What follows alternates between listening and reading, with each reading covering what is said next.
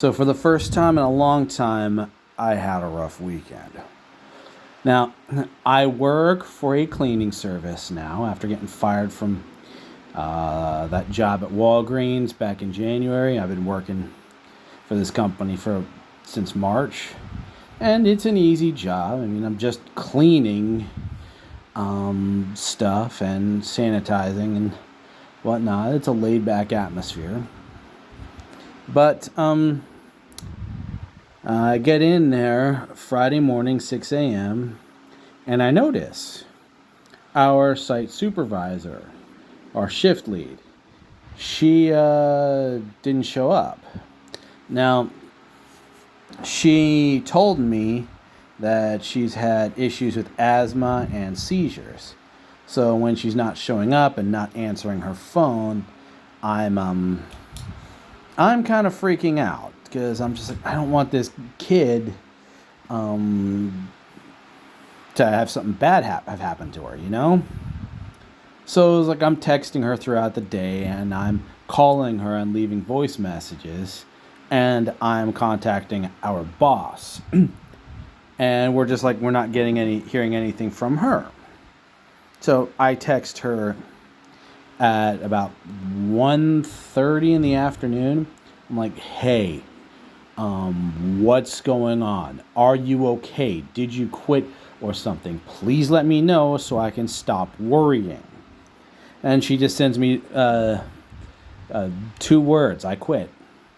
And that was the end of it for her. We don't work with her anymore. We lost a third of our workforce in a single day for that shift.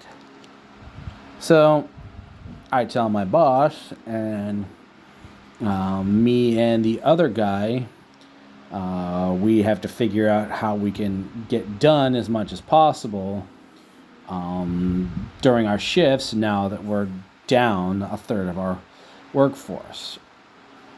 Well, at the end of the shift, I see a binder that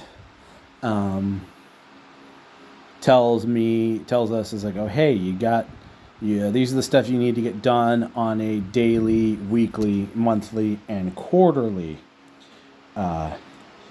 basis. And it turns out that our former shift lead was having us do monthly stuff every week.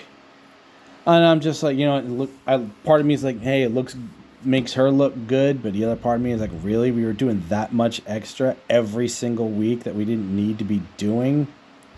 So I sat down with my coworker. I'm like, showed him the binder, and we're like, okay, this is our scope of duties from now on. This is what we have to do, and we don't have to do some of that extra stuff that the other one did.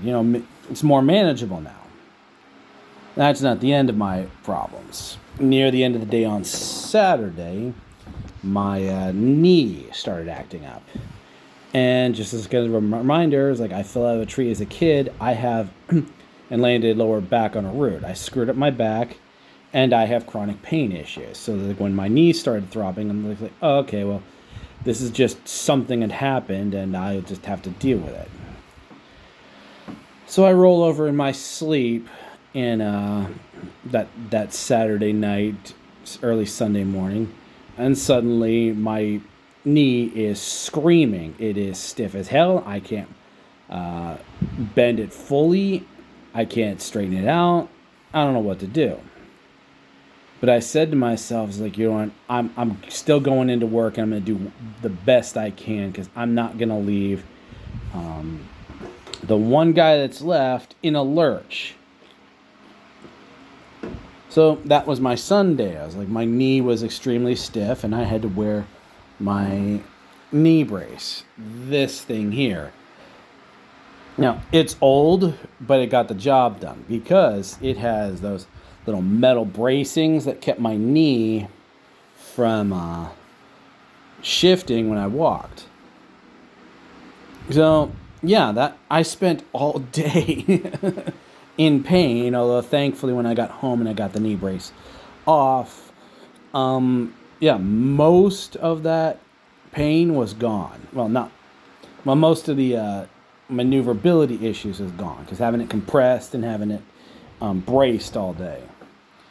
So, yeah, that was my weekend. Oh, boy. Losing a third of our workforce and ending up in limited speed and maneuverability for the last day.